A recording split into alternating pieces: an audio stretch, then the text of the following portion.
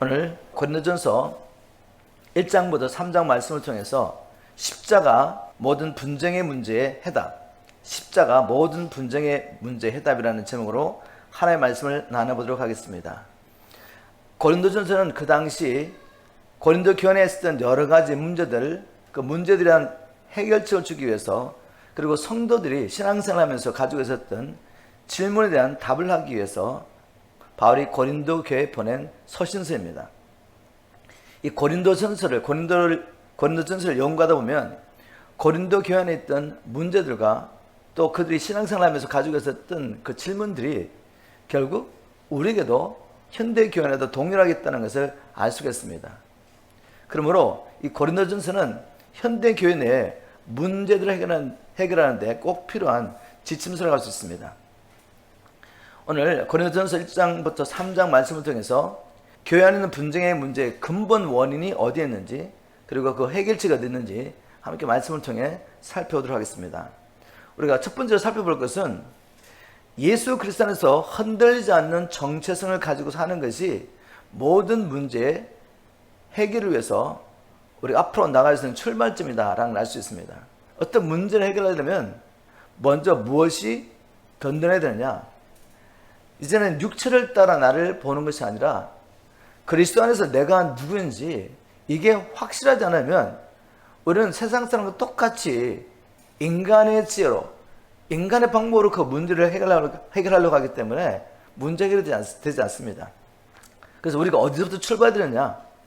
우리에게 여러 가지 문제가 있지만 그 문제를 집중하지 않고 마치 그 문제를 내가 해결할 수 있는 것처럼 우리가 몸부림치는 것이 아니라 내가 그리스도 안에 누구인지를 먼저 생각하는 것입니다. 여기서부터 우리가 문제 해결을 위한 시작이 되는 것입니다. 왜 우리가 그리스도 안에 있는 이 정체성에서부터 문제 해결을 시작해야 되냐면, 나라는 존재, 이제는 내가 스스로 존재하는 것이 아닙니다. 내가 존재하는 이유는 바로 주님께서 자기의 생명을 주시고 나를 사셨기 때문에, 이 일은 바로 창세전에 하나님께서 나를 통해서 이 시대에 자기를 하시기 위해서 나를 택하셨다는 것입니다. 우리가 여기서 시작한다면 이제 내 삶 가운데 주님을 섬기며 주의 뜻을 행하면서 직면하게 되는 모든 문제, 그 문제 해결을 위해서 답을 내 안에서 찾지 않습니다. 그 문제 해결을 위해서 내 힘과 내 능력으로 그걸 해결하려고 머무르시지 않는다는 거죠. 주님이 시작하셨습니다. 그렇기 때문에 주님께서 내게 맡겨주신 이 사명을 감당하고 내가 하나님 앞에 설 수 있도록 이런 문제에 대한 해결책, 이 문제를 해결할 수 있는 능력도 주님 안에 있다는 이 믿음으로 우리가 이 문제 해결을 시작해야 됩니다. 바로 이런 면에서 바울은 이제 먼저 자기를 소개하면서 이렇게 소개하죠. 고린도전서 1장 1절을 보니까 하나님의 뜻을 따라 그리스도 예수의 사도로 부르심을 받은 바울. 여러분, 바울은 지금 자기 정체성을 어디서 찾고 있죠? 나의 사도된 것은, 내가 지금 이 복음을 전하면서 살 수 있는 것은 하나님의 뜻으로 된 것이다. 하나님의 뜻 안에서 그리스도 예수의 사도로 부르심을 받았다는 것으로 시작한 것입니다. 예전에는 바울이 이런 정체성을 가지고 살지 않았죠. 우리가 빌립보서 3장 5, 6절 말씀을 통해 보면 바울은 주님을 만나기 전에 자기의 정체성을 육체 안에서 찾았던 것을 알 수가 있습니다. 빌립보서 3장 5절, 나는 8일 만에 할례를 받고 이스라엘 족속이요 베냐민 지파요 히브리 중에 히브리요 율법으로는 바리새인이요 열심으로는 교회를 박해하고 율법의 의로는 험이 없는 자라. 이런 확신, 자기 자신에 대한 정체성, 이게 어디서 나왔습니까? 다 육체 가운데서 사던 것이죠. 그런데 담에색 도상에서 부활하신 예수님을 만난 후에 그는 그리스도 안에서 새로운 존재가 됐습니다. 이제는 사도라는, 그리스도 예수의 사도라는 정체성을 얻게 된 것이죠. 전에 예수 그리스도를 핍박하는 자가 어떻게 한순간 예수 그리스도의 사도가 되어서 예수님의 죽으심과 부활하심을 열방에 선포하는 그런 사도가 되었습니까? 이것은 바울이 애쓰고 노력하여서 이루어진 것이 아니라 창세전 하나님은 바울을 바로 그런 자로 그 시대의 사도로 부르셔서 이 복음의 비밀을 열방간에 선포하고 또 그는 이 복음의 비밀을 또 기록하여서 수천 년이 지났지만 하나님의 백성들에게 이 사도의 직분을 감당하도록 하나님이 택하시고 불러주셨기 때문에 그는 예수 그리스도의 사도가 될 수 있었습니다. 핍박자가 그리스도의 몸된 교회를 핍박하고 그리스도를 핍박하던 바울이 하나님의 사랑과 은혜로 말미암아 그 부르심 안에서 그 사랑과 은혜 가운데 불러주신 하나님의 부르심 때문에 사도 바울이 될 수 있었던 거죠. 그래서 나중에 이제 고린도서 15장 10절에 가면 나의 나 된 것은 하나님의 은혜로 된 것이라. 내가 다른 사도보다 많이 수고했지만 더 많이 수고했지만 이것은 나와 함께 했던 하나님의 은혜였다라고 고백하게 되죠. 여러분 바로 우리가 이 사도반에 가지고 있었던 이 정체성을 가지고 살아야지 어떤 문제 측면에서도 우리는 내 스스로 이 문제를 해결하고 몸부림치다가 좌절과 낙심하지 않는 것이죠. 나의 부르심을 생각하면서 주님 창세전에 나를 사랑하시고 나를 통해 일을 행하시려고 주님이 나를 불러주셨사오니 나를 통해 이루실 주님의 그 뜻을 위해서라도 주님 제게 힘과 능을 주셔서 이 문제, 오늘 본문 말씀에 의하면 교회 안에 있는 분쟁의 문제죠. 이거 해결하게 해달라고. 또 우리 삶 가운데 여러 관계 가운데 분쟁의 문제가 있죠. 다툼의 문제가 있죠. 바로 이 문제를 문제 해결책을 내 안에서 찾는 것이 아니라 내 연약함을 바라보면 답이 없으면 답이. 그래 나를 부르신 그 부르심을 생각하면서 하나님께 간구하는 것이죠. 주님 저를 도와주십시오. 바울은 자기 자신의 정체성을 이제는 예수 그리스도라는 부르심을 찾을 뿐만 아니라 고린도 교회에게 여러 가지 문제를 해결해야 되는데 이 문제에 대해서 언급하기 전에 먼저 고린도 교회의 정체성을 다시 한번 각인시켜줍니다. 그래서 고린도서 1장 2절에 이제 이렇게 말하죠. 고린도에 있는 하나님의 교회. 여러분 고린도에 얼마나 문제가 많습니까? 지금 한번 그 문제를 가지고 계속 이야기할 것 같은데 바로 그 문제를 이제 언급하면 이야기하는데 그 전에 이렇게 선포합니다. 하나님의 교회. 고린도는 그 연약한 성도 당신들은 하나님의 교회가 됐다. 그런데 그것이 당신들의 몸부림과 어떤 의로 된 것이 아니라 그리스도 예수 안에서 거룩하여지고 그리스도 예수 안에 있게 됐기 때문에 거룩하게 된 것입니다. 성도라 부르심을 받은 자들, 세상 가운데 살던 그들을 하나님께서 하나님의 그 시대의 특별한 목적을 위해서 불러주셨기 때문에 거룩한 존재, 성도가 된 것입니다. 그들이 금식하고 기도하고 몸부림쳐서 거룩한 자가 된 것이 아니라 거룩한 자로 성도로 거듭난 것이 아니라 그리스도 예수 안에서 그들을 불러주셨기 때문에 여러분 이것을 기억하는 것이 너무나 중요합니다. 우리도 마찬가지죠. 고린도 교회처럼 여러 가지 문제가 있고 아직도 내 육체 연약함 때문에 나의 미성숙 때문에 넘어지고 쓰러지고 우리 가운데 분쟁과 다툼일 수 있고 또 고린도 교회 보니까 음란의 문제가 있고 우상 숭배가 문제가 있고 별 문제가 다 있습니다. 그럼에도 불구하고 하나님이 이렇게 말씀하십니다. 너는 하나님의 교회다. 왜냐하면 네가 하나님의 교회 된 것은 너의 공로로 된 것이 아니야. 인간적으로 너희들이 금식하고 기도하고 구제했기 때문에 그렇게 된 것이 아니라 그리스도 예수 안에서 하나님께서 너를 불러주셨기 때문에 여러분 이것을 붙잡고 있는 게 얼마나 중요한지 모릅니다. 제가 처음에 말씀드렸지만 그래야지 우리가 문제 해결을 위해서 다툼의 문제, 분쟁의 문제, 연약한 문제, 음란의 문제 아직도 하나님의 다른 것들을 사랑하며 그것을 섬기는 우상 숭배의 문제 이 죄를 끊어버리려고 하는데 이게 안 되지 않습니까? 이걸 어디부터 시작하냐면 내 연약함을 바르면 나는 안 돼라고 하는 분들은 아직도 자기를 의지하고 있는 것입니다. 바울은 끊임없이 하나님의 말씀은 끊임없이 네가 그리스도 안에서 어떤 존재인 것을 기억해라. 그러므로 너의 모든 리소스 문제 해결할 수 있는 능력과 자원은 그리스도 예수 안에 있다. 그러니 주님께 와야지. 주님 앞에 달려와야죠. 주님을 만나야죠. 주님을 붙잡아야죠. 바울은 여기서 더 나아갑니다. 너는 그리스도 예수 안에서 하나님의 교회, 이미 부름을 받아서 성도가 됐기 때문에 하나님께서 너를 불러주시고 네 안에 착한 일을 시작하신 그분께서 예수 그리스도의 날까지 너를 경고에 세울 것이다 라고 말합니다. 고린도서 1장 8절, 주께서 너를 우리 주 예수 그리스도의 날에 책망할 것이 없는 자로 끝까지 경고하게 하시리라. 이게 얼마나 위로가 되는 말씀이십니까? 여기에 소망이 있는 거죠. 어디에요? 주께서 하시리라. 네가 아니라 주께서 하실 것이다.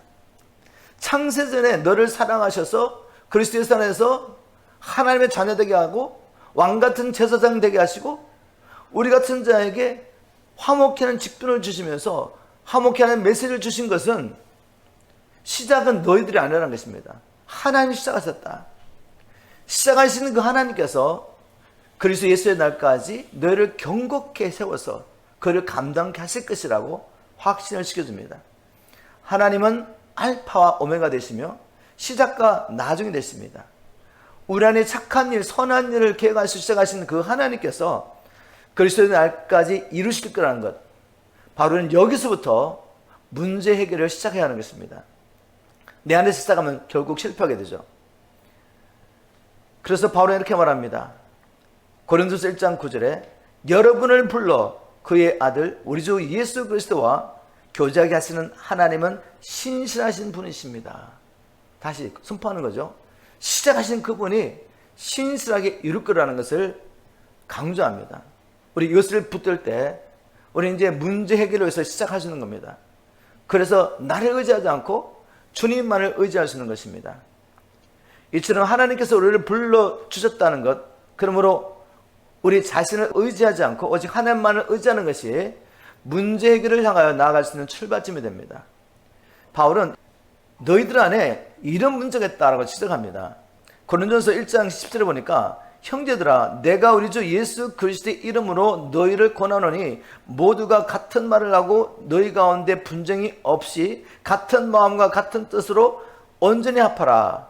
내 형제들아 근로의 지편으로 너에게 대한 말이 내게 들리니 곧 너희 가운데 분쟁이 있다 하는 것이라.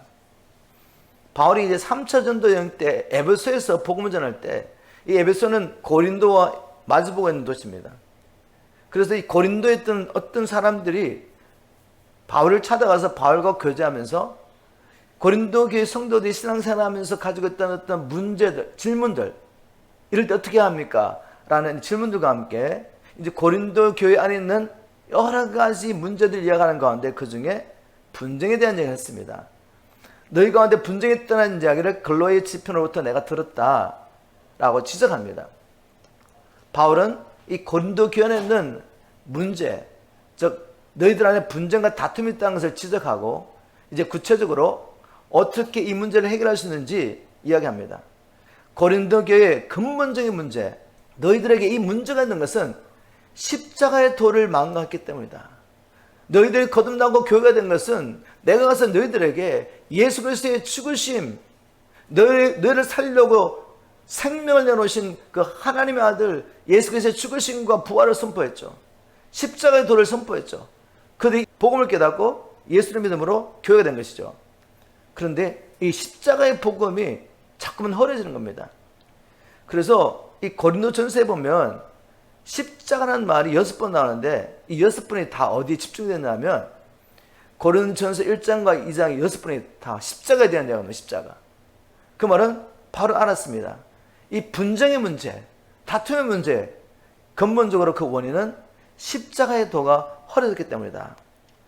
그래서 여러분 고린도서 1장부터 3장을 쭉 보시면 분명히 분쟁의 문제를 다루고 있는데 시작부터 예수 그리스도 안에서 너희들이 누군가를 선포하고 그리고 1장부터 2장부터 3장까지 계속 보시면 복음이 뭔지 선포, 복음이 뭔지. 여러분 십자가의 도, 이 십자가의 도는 멸망하는 자들은 미련한 것이지만 구원을 얻는 우리에게는 하나님의 능력이라고 선포합니다. 고린도서 1장 18절에. 다시 말해서 지금 교회에 분쟁의 문제가 일어났습니다. 다툼의 문제가 일어났습니다. 우리 가정 안에 분쟁의 문제가 일어났습니다. 다툼의 문제가 일어났습니다. 또 우리가 사회에서 직장 생활하면서 누군가 관계 속에서 분쟁과 다툼 문제가 일어났습니다. 우리가 하는 방법은 뭐죠? 사람의 지혜로 내가 왜 이렇게 생각하고 말이 옳은 것인지 증명하려고 하죠. 사람의 지혜로 생각한다면 바울의 접근 방법은 미련하게 보인다는 것이죠. 그렇지만 구원을 얻는 우리는 십자가만이 정말 우리의 모든 문제에서 우리를 구원할 수 있는 하나님의 능력이라는 것을 우리는 경험을 통해 알고 있습니다. 여러분 그걸 알고 계십니까? 십자가만이 모든 분쟁과 다툼의 문제를 해결할 수 있는 하나님의 능력이다. 여러분 이걸 붙잡아야 됩니다. 여러분 이 논쟁을 통해서는 내가 옳다는 사람의 죄로 내가 왜 이렇게 행동하는지 왜 이렇게 말하는지 이거 증명해 가지고 문제 해결하는 분이 있으면 손 한번 들어보십시오. 없죠. 근데 우리는 항상 문제가 나면 이렇게 행동한다니까요. 이렇게 반응한단 말이죠. 내가 옳은 것을 자꾸만 주장하면 거기에는 더 큰 다툼만 있을 뿐입니다. 그리고 오히려 상대방의 상처를 주죠. 근데 상대방의 상처를 주면 그게 또 내게 돌아오지 않습니까? 상처받은 사람하고 함께 생활하면 그게 또 내게 다 돌아옵니다. 그래서 결국은 함께 무너지는 것이죠. 문제 해결의 열쇠는 각자가 복음 앞에 서는 것입니다. 다시 한번 복음 앞에 서서 복음을 통해 나타난 그리스도의 십자가를 통해 나타난 그분의 사랑과 자기 부인의 길을 깨닫고 그 길을 따라갈 때 모든 분쟁과 다툼의 문제 해결될 수 있습니다. 좀 구체적으로 왜 십자가의 도가 분쟁과 다툼을 멈출 수 있는 해결책입니까? 이 분쟁과 다툼이 어디서 일어납니까? 지금 우리 마음을 살피는 거죠. 깊이 들어가면 뭐가 있냐면 내가 너보다 낫다라는 생각입니다. 내가 너보다 낫다. 그렇기 때문에 내가 너보다 믿음이 있어. 내가 너보다 더 영적이야. 이런 생각 때문에 자기가 옳다고 생각하는 거죠. 결국 교만한 마음에서 시작됩니다. 그런데 또 교만한 마음을 살펴봤더니 그 뿌리가 어디 있나 봤더니 어디 있습니까? 자존심이잖아요. 자존심. 자기 사랑 그 자존심에서부터 이 교만한 생각으로 나는 너보다 나아. 그렇기 때문에 이 상황 가운데서 내가 하는 말, 내가 행동하는 행동 옳은 거야 라고 주장하다 보니까 분쟁이 끝나지 않습니다. 다툼이 끝나지 않습니다. 결국 이 교만과 자존심, 이 자기 사랑을 못 박아야 됩니다. 이걸 처리해야 돼요. 근데 이거 처리하려고 하면 처리가 됩니까? 나 교만 안 해야지. 이것은 다른 사람의 상처를 주고 나에게도 결국 상처를 주는 거야 라고 알지만 이게 해결 안 되지 않습니까? 결국은 십자가의 사랑, 나를 사랑하셔서 자기를 부인하신 하나님이신 분이 그 영광과 존귀를 내려놓으시고 이 땅에 오셔서 십자가에 죽기까지 자기가 부인하신 예수 그리스도의 사랑과 자기 부인의 이 계시가 성령을 통해 임하지 않으면 아무런 해결책이 없습니다. 우리는 십자가 앞으로 와야 하는 것이죠.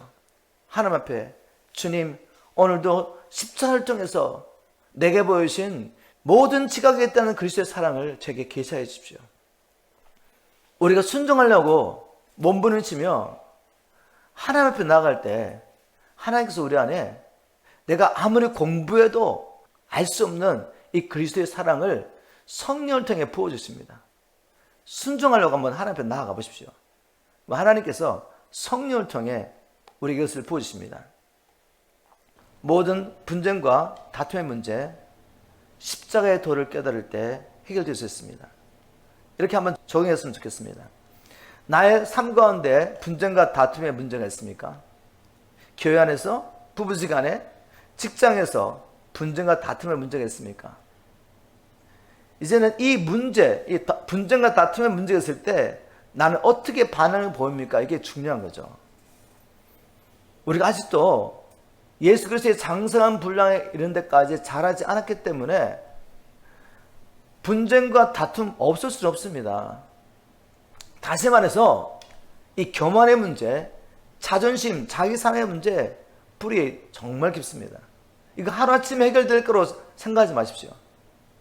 그냥 우리가 어떤 캠프 가서 하나님의 은혜를 한번 깊이 청하면 끝날 것 같습니까?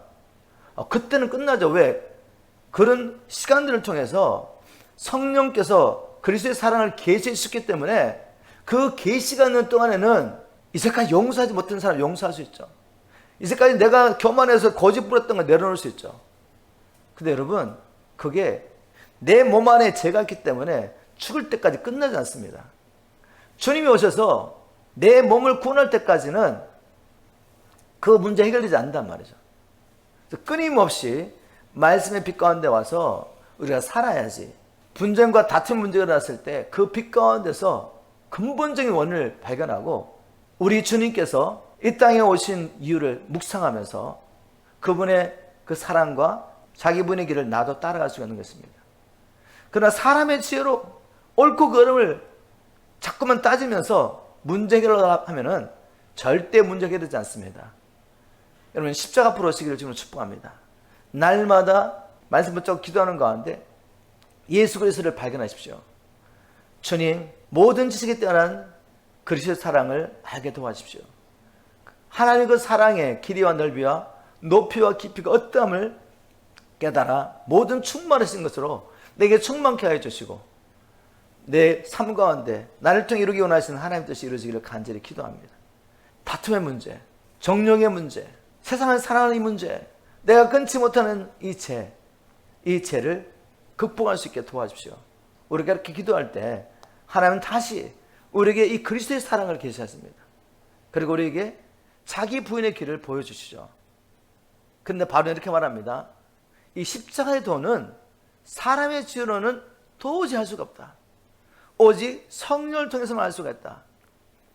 고린도서 1장 21절 이렇게 말합니다. 하나님의 지혜에 있어서는 이 세상이 자기의 지혜로 하나님을 알 수 없다라고 말합니다. 바울이 말하는 하나님의 지혜가 무엇입니까? 우리를 죄와 사단의 권세에서 구원하는 하나님의 방법이죠. 내 사랑에 빠져서, 내 사랑의 늪에 빠져서 자존심의 늪에 빠져가지고 허적거리면서 죽어가는 우리를 구원하기 위해서 하나님이 계획하신 방법이 뭐냐, 그죠? 바로 예수 그리스도 안에서 우리를 구원하시는 거죠. 이 하나님의 지혜는 사람의 지혜로 생각하면 2000년에 죽으신 주님이 나를 죄와 사단의 권세에서 나의 자존심의 문제에서 나를 구원하신다고? 이해가 안 되죠. 사람의 지혜는 알 수가 없습니다. 그래서 고린도전서 2장 10절에 보면 오직 하나님이 성령으로 이것을 우리에게 보이셨다라고 말합니다. 성령을 통해서만 알 수가 있다는 거죠. 그러면 이렇게 질문합니다. 성령님, 그러면 성령님 어떻게 저를 도와줄 수 있겠습니까? 성령님, 예수의 십자가의 도를 어떤 방법으로 제게 계시하십니까? 물어봐야죠. 성경에 답이 있죠. 고린도전서 1장 21절입니다. 하나님의 지혜에 있어서는 이 세상이 자기 지혜로 하나님을 알지 못하는 거로 하나님께서 전도에 미련한 것으로 믿는 자들을 구원하시기를 기뻐하셨다. 성령께서 어떻게 우리에게 하나님의 지혜를 계시하신다고요? 전도에 미련한 것입니다. 제 말씀을 좀 구체적으로 설명하면 이런 거죠. 전도에 미련한 것이 무엇입니까?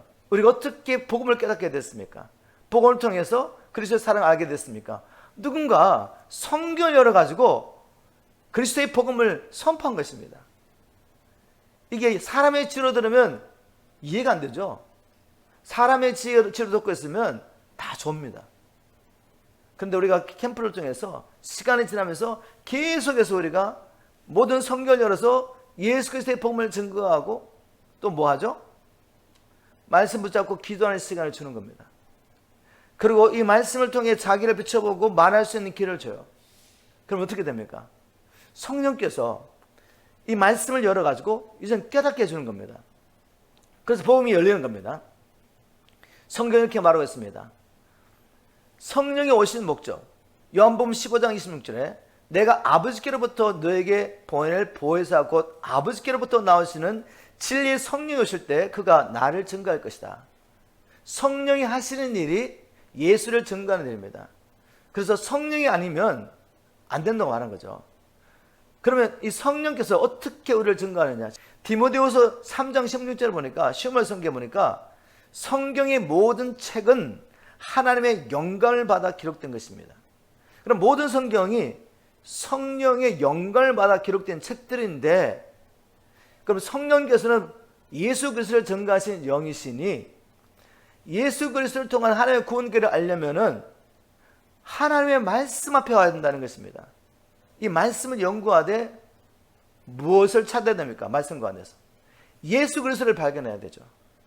성경을 통해 다른 걸 찾으면은 구원은 없습니다. 우리 영혼의 구원도 없고, 우리 삶 가운데 우리 얽어매는 여러 가지 문제들, 그것을 해결할 방법을 찾을 수가 없습니다. 그래서 하나님의 말씀 앞에 와서 이 말씀을 열어달라고 성령께 기도하면서 말씀 붙잡고 기도하는 가운데 예수 그리스도를 통한 하나님의 구원 계획이 우리에게 열리는 것입니다. 십자가의 도가 열어지고, 나를 부인하고 십자가를 주고 주님을 쫓아가는 것이 왜 내가 진짜 살 길이고 내가 진정으로 생명과 행복을 누릴 수 있는 길인 것을 알 수가 있죠. 성령께서 말씀을 통해 이걸 열어줍니다. 그러니 우리는 뭘 해야 되겠습니까? 날마다 은혜의 보좌 앞에 하나님 앞에 나와서 하나님께서 이 말씀을 통해 오늘도 내게 생명의 양식을 주시고 나의 문제를 해결할 수 있는 건수와 능력을 주실 것을 믿음으로 하나님 앞에 이 말씀 붙잡고 기도해야죠. 그러면 성령께서 우리 안에 하나님의 사랑을 부어주십니다. 하나님의 능력을 부어주시는 거죠. 이것을 믿었던 바울은 고린도에 가서 복음을 전할 때 오직 예수 그리스도와 그분의 십자가 못 박히심만을 증거했습니다. 성경을 열어서 복음을 선포하는데 그 복음의 내용이 뭐였냐면 예수 그리스도와 그분이 십자가에 못 박히신 이 사건을 전가한 것이죠. 고린도서 2장 1절부터 2절 현대의 성경을 읽어보겠습니다. 형제 여러분, 내가 여러분에게 하나님의 말씀을 전할 때 고상한 말이나 인간의 지혜로 하지 않았습니다. 그것은 내가 여러분과 함께 있는 동안 예수 그리스도와 십자가에 못 박히신 그분의 죽음 외에는 아무것도 알지 않기로 결심했기 때문입니다. 여러분, 이제 분별하실 수 있습니다. 제가 하나님의 말씀을 증거하는지 아니면 사람의 지혜를 말하는지 여러분 이제 분별할 수 있습니다. 참 하나님의 종들은 모든 성경을 열어서 예수 그리스도를 전가할 수밖에 없어요. 근데 여러분이 지금 굉장히 육신적이잖아요. 그러면 제 설교를 듣고 있으면 굉장히 따분합니다. 지루합니다. 그런데 여러분 안에 갈급함이 있죠. 하나님의 간지를 찾고 있으면 성경을 열어가지고 어느 성경을 열든지 예수 그리스도를 통해 하나님 나라 이루어가시는 구원길을 알려주는데 여러분 안에 막 힘이 생깁니다. 기쁨이 막 넘쳐납니다. 여러분 영이 막 살아나는 거예요. 여러분 이제는 진짜와 가짜 구분할 수 있겠습니까? 바울은 말합니다. 바울처럼 똑똑한 사람이 어디 있습니까? 바울처럼 박시고 아는 게 많은 사람이 어디 있습니까? 근데 사람의 지혜로 고린도 교회 성도들을 설득하려고 하지 않았다는 거죠. 정말 단순한 모든 성경을 열어서 왜 예수가 하나님의 아들이고 우리를 구원하신 메시아인 것을 선포했습니다. 그분이 왜 십자가에 죽으셨는지, 그분이 왜 부활해야 되는지 이걸 선포한 것이죠. 한번 여러분 적용했으면 좋겠습니다. 나는 사람의 지혜로는 십자가를 통해서 나타난 그리스도의 사랑을 알 수 없고 오직 성령을 통해서만 알 수 있다는 것을 믿습니까? 나는 성령께서 성경 말씀을 통해 그리스도의 사랑을 내게 계시한다는 것을 믿습니까? 그러면 나는 날마다 믿음으로 말씀 붙잡고 기도하겠습니까? 여러분, 우리 문제 해결 십자가의 도를 통해서만 근본적인 해결할 수 있습니다. 그리고 이 십자가의 도는 성령을 통해서만 알 수 있기 때문에, 그리고 성령님은 자신이 감동으로 기록한 이 하나님의 말씀을 통해 그리스도를 계시하기 때문에 우리는 이 말씀 앞에 와서 말씀 붙잡고 기도해야 합니다. 그럴 때 해결되지 않을 것 같은 분쟁과 다툼의 문제뿐만 아니라 우리 삶의 모든 문제의 답을 이 복음 안에서 찾을 수가 있습니다. 여러분 낙심하지 마십시오. 우리가 죽을 때까지, 우리가 예수 그리스도의 장성한 분량에 이를 때까지는 이 문제들, 다툼의 문제, 분쟁의 문제, 부부지간에 또 교회 안에서도 또 사랑과 관계 속에서 우리가 피할 수 없습니다. 피할 수 없다면 문제 해결을 위한 답을 복음 안에 찾으면 되는 거죠. 바로 그런 과정 가운데서 하나님께서 우리 안에 아직도 처리될 것들을 보여주시고, 그러한 문제를 통해서 문제 때문에 하나님 앞에 나가서 부르짖고 간구하며 기도하는 가운데 우리 안에 그리스도의 형상을 이루어가시며 하나님은 선한 일을 하고 계십니다. 이걸 믿음으로 여러분 날마다 힘써 경건을 훈련하시기를 저는 축복합니다. 말씀 앞에 오십시오. 말씀 붙잡고 기도하는 일을 멈추지 마십시오. 자, 세 번째로 나누고 싶은 이야기는 이것입니다. 분쟁과 다툼의 문제, 우리가 어떻게 해결할 수 있습니까? 분쟁과 다툼의 문제가 일어나는 것은 영적으로 미숙하기 때문입니다 라는 걸 아셔야 돼요. 결국 나는 아직도 영적으로 미숙하구나, 성장해야 되겠구나 라고 아셔야 됩니다. 고린도전서 3장 1절에 와서 이제 바울은 이렇게 말합니다. 형제들아, 내가 신령한 자들을 대함과 같이 너에게 말할 수 없어 육신에 속한 자 곧 그리스도 안에서 어린 아이들을 대함과 같이 하노라. 바울은 고린도 교회 성도들에게 너희들에게 여전히 분쟁과 다툼의 문제가 있는 것은, 팔을 갈라놓고 싸우고 있는 이것은 너희들이 아직도 육신에 속한 자이기 때문에 그렇다. 그리스도 안에서 어린아이와 같은 자이기 때문에 그렇다라고 말합니다. 이 말씀을 풀어가기 전에 우리가 이제 이 바울의 말을 오해하지 않기 위해서 고린도 전서에서 바울이 이 세 종류의 사람에 대해서 이야기하고 있는 것을 알고 계셔야 돼요. 그래야지 혼란이 일어나지 않습니다. 바울은 이 고린도 전서에서 세 종류의 사람을 언급하고 있습니다. 첫 번째 사람은 바로 육에 속한 사람, 육신에 속한 사람하고 육에 속한 사람 다릅니다. 좀 비슷한 것 같은데 달라요. 자, 고린도전서 2장 14절에 보니까 고린도전서 2장 14절에 바울이 이렇게 말합니다. 육에 속한 사람은 하나님의 성령을 받지 아니하느니. 여기 바울이 말한 육에 속한 사람은 어떤 사람입니까?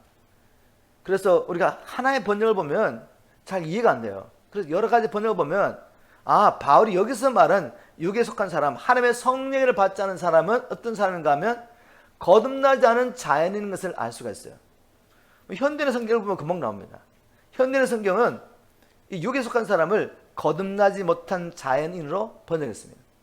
거듭나지 못한 자연인은 하나님의 성령이 주신 것을 받아들이지 않습니다. 바울이 말하는 육에 속한 사람은 거듭나지 않은 자연인이구나.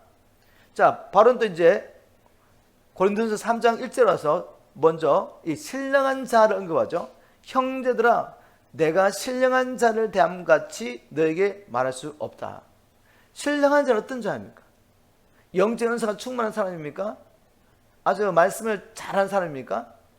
지식이 많은 사람입니까? 고린도전서 3장 1절 이 신령한 자를 봤더니 현대의 성경에는 영적인 사람이라고 말합니다. 영적인 사람. 신령한 사람, 영적인 사람 어떤 사람이죠? 그리스도 안에서 성숙한 사람입니다. 그리스도 안에 성숙한 사람은 은사가 많은 사람이 아니에요. 말 주변이 좋은 사람이 아닙니다. 지식이 풍성한 사람이 아닙니다. 신령한 사람은 자기를 부인하고 하나님의 뜻을 쫓아 사는 사람이죠. 그래서 세상과는 구별된 거룩한 사람, 거룩한 사람이 바로 영적인 사람입니다. 바울이 이제 세 번째 사람을 언급하는데 고린도서 3장 1절 뒷부분에 나오죠. 육신에 속한 자, 곧 그리스도 안에서 어린아이들에게 대함같이 하노니 라고 말했습니다. 육신에 속한 자, 육에 속한 사람과 육신에 속한 사람을 구분하셔야 돼요. 육에 속한 사람은 거듭나지 않은 자연인, 육신에 속한 사람은 거듭났습니다. 그런데 뭐라고 말했죠? 곧 그리스도 안에서 어린아이들이라고 말했죠. 현대 성경은 육신에 속한 자를 세속적인 사람으로 번역했습니다. 거듭났는데도 여전히 세속적인 사람, 세상적인 가치관을 가지고 아직도 사는 거죠. 그죠? 그래서 고린도교의 문제는 거듭나지 않아서 일어나는 문제가 아니라 거듭났지만 아직도 미성숙하기 때문에 그리스도 안에서 어린아이 같은 존재이기 때문에 그런 것입니다. 제가 여기서 한 가지 강조가 넘어갈 게 있습니다. 그건 뭔가 하면 우리가 고린도 교회의 경우를 통해 가지고 신령한 사람, 영적인 사람의 척도, 그 척도는 앞에서 언급했지만 중요하기 때문에 반복하는 겁니다. 언변이나 지식이나 은사의 풍성함이 있지 않습니다.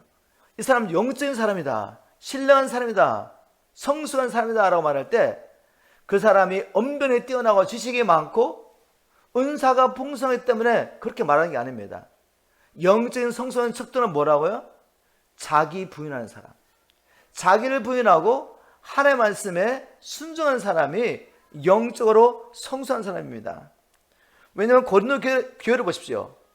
고린도전서 1장 5절에 보니까 바울이 이렇게 말합니다. 너희가 그 안에서 모든 일, 곧 모든 언변과 모든 지식에 풍족하다가 말합니다. 고린도 교회는 아주 말 잘하는 사람이 많았습니다. 지식적인 사람 굉장히 많았습니다. 여기서 말하는 지식은 세상적인 지식을 말하지 않아요. 세상적인 지식을 말하지 않습니다. 나중에 이제 고린도서 1장 26절에 가면 너희 중에 인간적으로 뛰어난 자가 없다고 말하죠. 여기서 말하는 지식은 그리스도 안에서 얻게 된 지식을 말하는 거죠. 그리스도 안에서 풍성한 지식을 얻게 됐습니다. 그리스도 안에서 이제는 말을 잘하는 자가 됐습니다. 그리고 고린도전서 1장 7절에 보면 너희가 모든 은사에 부족함이 없다라고 말합니다. 은사가 얼마나 풍성한 그런 교회였습니까? 그래서 예배를 드리는데 이렇게 조용하게 드리지 않습니다. 예배를 드리는데 갑자기 한쪽에서는 막 방언으로 누군가 뭐 하나님의 비밀을 말하고 있죠. 또 한쪽에서 막 예언하고 있죠. 이렇게 뜨겁던 교회입니다. 그런데 하나님의 말씀은 이런 것을 영적인 사람이라고 말하지 않는다는 거죠. 이렇게 은병과 지식과 은사가 풍성한 것을 영적으로 말하지 않는데 문제는 뭡니까? 고린도 교회가 이런 것들을 영적인 신령한 것이라고 생각했던 것입니다. 여러분, 현대 교회 안에 이런 일이 비일비재한 거 아시죠? 열심히 기도하다가 또 누군가의 안수를 통해서 뭔가 은사를 받아가지고 지식의 말을 하고 지혜의 말을 하기 시작하고 예언하기 시작하고 능력이 나타나고 이 성령의 은사들이 막 나타나는 것을 신령한 것으로 여기는 거예요. 신령한 것으로. 근데 그 사람들의 삶을 봤더니 자기 부인이 안 돼요. 정말 자기 부인을 해야 될 때 자기 부인을 하지 않으니까 마음이 교만해가지고 자기가 다른 사람보다 신령하다고 생각하기 때문에 자꾸 다툼이 일어나고 문제가 일어나고 특별히 목회자들의 이런 분들 때문에 엄청난 어려움을 당합니다. 제가 처음 목회할 때 이런 은사들이 정말 우리 교회에 많았습니다. 매일 밤에 기도하다 보니까 이런 은사들이 막 풀어지고 그리고 또 이런 은사들을 사모하는 사람들이 막 찾아오기 시작했습니다. 이런 분들과 함께 킹덤 파워 캠프로 올라가서 막 기도를 하기 시작한 거죠. 이런 분들의 은사가 필요합니다. 이런 분들의 은사를 통해 가지고 영적인 세계를 보고 구체적으로 이제 싸우기 시작하는 거죠. 이게 분명히 필요한데 문제는 뭔가 하면 자기가 어디에 있는지를 알지 못하고 이 질서를 어기는 겁니다. 질서를. 분명히 제가 세워두신 사모님이 계시는데 그 사모님의 인도를 따라가지 못하는 거죠. 이분 제쳐놓고 자기가 말하기 시작하는 거죠. 아, 내가 이걸 봤다는 겁니다. 여러분, 이게 뭘 말하죠? 아, 이 사람 은사는 받았지만 영적으로 아직 어린아이구나. 근데 자기가 알지 못하는 거죠. 말씀 앞에 오면 다 풀어지는데 말씀을 모르고 나타나는 현상만을 보면서 사람의 죄로 분별하니까 그게 성숙함이라고 생각하는 겁니다. 영죄라고 생각하는 거죠. 여러분, 성숙함은 성령의 열매를 통해 나타나는 것입니다. 육체를 따라가지 않고 성령을 따라 행할 때 나타나는 성령의 열매로 분별한 것이지 우리가 가지고 있는 지식이나 언변이나 은사를 통해서 우리는 판단하지 않습니다. 그래서 우리는 이제 영적인 성숙한 사람이 되어야 되죠. 우리 어떻게 영적으로 성숙할 수 있습니까? 뭔지 아세요? 제가 종종 이야기하죠. 말씀을 밥 먹듯이 기도를 숨 쉬듯이 순종을 운동하듯이 해라. 운동하듯이. 이게 우리가 영적으로 성숙하는 비결입니다. 말씀을 왜 밥 먹듯이 해야지 영적으로 성숙할 수 있습니까? 베드로는 우리가 거듭난 것은 어떻게 거듭났다 그랬죠? 베드로전서 1장 23절에 보니까 너희가 거듭난 것은 썩어질 씨로 된 것이 아니라 썩지 않을 씨로 된 것이니 하나님의 살아있고 항상 있는 말씀으로 되었다. 우리가 말씀으로 거듭납니다. 그럼 거듭나면 어린아이잖아요. 아직 infant, you are baby잖아요. baby. 이제 성장해야죠. 어떻게 성장할 수 있습니까? 베드로는 이렇게 말합니다. 베드로전서 2장 2절에 갓난 아기들 같이 순전하고 신령한 젖을 사모하라. 이는 그로 말미암아 너희로 구원에 이르도록 자라게 하라 함이라. 어떻게 거듭난 후에 우리가 구원에 이르도록 자랄 수 있습니까? 영적으로 성숙할 수 있습니까? 성장할 수 있습니까? 어린아이처럼 신령한 젖을 사모하라고. 여러분, 어린아이들 태어나면 밤에도 몇 번씩 일어나가지고 울죠. 밥 달라고, 젖 달라고. 그렇게 사모하는 것입니다. 무엇을? 하나님의 말씀을. 신령한 젖, 하나님의 말씀을 우리가 먹어야지 자랄 수 있습니다. 영적으로 성장하려면 기본적으로 하나님의 말씀을 어린아이처럼 사모하라. 말씀을 밥 먹듯이 해야 됩니다. 그리고 이제 기도를 숨쉬듯이 해야 되죠. 왜냐하면 성경을 붙잡고 계속 읽고 연구한다고 해가지고 성령의 도우심이 없다면 말씀이 열어지지 않기 때문에 그렇습니다. 말씀이 열어지려면 반드시 말씀 붙잡고 기도하는 시간이 있죠. 말씀으로 하나님과 대화하는 시간이 필요합니다. 제일 좋은 것은 여러분 아침 시간에 나가서 하나님과 하나님을 만나서 말씀과 기도로 교제하다가 특별히 주시는 말씀이 있어요. 말씀을 외우고 묵상하는 가운데 성령과 교통하는 교통. 하나님께서 성령께서 말씀을 읽고 외우고 생각하는 동안에 우리에게 이 말씀의 의미가 뭔지를 계속 계시해 주는 거죠. 말씀을 곱씹고 있으면 처음에 시작할 때 이 말씀은 굉장히 중요한 것 같아. 어떤 인사이트가 왔어요. 깨달음이 왔습니다. 그래서 외우기 시작한 건데 처음에 주셨던 계시와 비교할 수 없이 계속해서 하나님이 새롭게 말씀을 풍성하게 계시해 주십니다. 그래서 우리가 하나님의 말씀을 읽고 연구하는 시간, 말씀을 밥 먹듯이 해야 되지만 또한 뭘 해야 되냐면 숨 쉬듯이 기도해요. 기도. 끊임없이 말씀을 곱씹으면서 말씀을 통해서 성령과 교통하는 거죠. 그럴 때 교사에 대해서 성령께서 이 말씀을 열어주십니다. 그리고 가장 중요한 건 뭔가 하면 이제 순종해요. 순종. 말씀을 깨달았으면 삶 가운데 어떤 사건이 딱 생기면은 성령께서 말씀을 기억나게 해주십니다. 성령께서는 우리에게 말씀을 풀어주고 가르칠 뿐만 아니라 이제 상황 가운데서 어떻게 행하라고 말씀을 기억나게 해주세요. 그럴 때 순종해요. 순종. 이스라엘 백성들이 40년 동안 뭐 한지 아시죠? 하나님의 말씀에 순종하는 훈련을 한 거죠. 하나님께서 아브라함을 통해서 이 가나안 땅을 너와 너희 후손에게 기업으로 주리라고 말씀했기 때문에 그냥 애굽에서 나오면 그냥 들어가는 게 아니란 말이에요. 애굽에서 나온 일이 필요하죠. 바로의 건설에 있는 동안은 바로의 노예로 평생 살 수밖에 없기 때문에 하나님은 이스라엘 백성을 자기의 백성으로 삼아주시기로 그들이 태어나기 전에 이미 예정하시고 말씀하셨지 않습니까? 그래서 하나님 때가 되면 그들을 바로의 권세에 풀어주셨어요. 그렇지만 여전히 그들 안에 뭐가 있습니까? 자기 생각대로 세상의 풍속대로 사는 마음의 습관이 있는 것입니다. 이게 끼어지고 하나님의 말씀의 통치를 받아야지 하나님께서 이 가나안 땅을 기업으로 주실 때 이곳에서 하나님의 뜻을 따라 살면서 하나님 나라를 이룰 수 있는 거죠. 하나님께서 가나안 땅을 주셔도 가나안 사람들처럼 애굽 사람들처럼 똑같이 육신을 따라 살면서 세상의 신들을 섬기면 어찌 이스라엘 백성을 통해서 이루기 원하는 하나님 나라 이루어지겠습니까? 그래서 하나님께서 40년 동안을 말씀에 순종하는 훈련을 시키고 순종하지 않는 자들, 하나님의 말씀을 믿고 순종하기를 거부했던 모든 자들은 광야에 다 죽는 것입니다. 우리의 삶 가운데서 일어나는 모든 사건 가운데서 하나님의 말씀에 순종하는 훈련을 해야 하는 것입니다. 순종하는 자, 순종하는 만큼 우리는 하나님 주신 약속들을 취하고 누릴 수 있기 때문에 그래서 순종을 운동하듯이 그렇게 해야 합니다. 운동 쉽지 않죠. 우리가 의지를 가지고 운동하려고 하면은 우리 안에 운동할 수 있는 힘이 있습니다. 그리고 운동을 하다 보면 머슬이 자라기 때문에 우리 몸이 건강해지고 또 건강한 몸으로 많은 일을 할 수가 있죠. 영적으로 똑같습니다. 말씀 먹고 기도하면서도 말씀 하나 풀어주실 때 날마다 삶 가운데 순종을 작은 것부터 훈련하기 시작할 때 훈련을 지속적으로 해야죠. 지속적으로 할 때 이 머슬이 자라서 영적인 일을 할 수가 있습니다. 여러분 운동해 보신 분은 아시겠지만 머슬을 이렇게 키웠어요. 한 달만 한번 안 해보십시오. 그럼 다시 머슬이 약해지고 빠집니다. 이렇게. 제가 한 달 동안 또 KP 사역한다고 돌아다니라고 6월달 또 7월달 이렇게 막 8월달 KP 사역하면서 정기적으로 하던 운동을 못하니까 한국 사역 마치가 딱 돌아오니까 벌써 머슬이 줄어들었어요. 부드러워져가지고 약해졌습니다.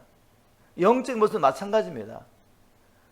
아무리 열심히 하나님 말씀 읽고 기도하고 순종을 훈련해가지고 영적인 머슬이 튼튼해졌다가도 또 나태해져가지고 경건 훈련하는 일을 멈춰버리면 어떻게 됩니까? 영적인 머슬 약해집니다. 순종할 능력이 없어요. 거기에는. 그러니 우리가 날마다 말씀을 밥 먹듯이 기도를 숨쉬듯이 순종을 운동하는 사는 이 삶을 주님 오실 때까지 훈련하는 것 너무나 중요합니다. 말씀을 맺겠습니다.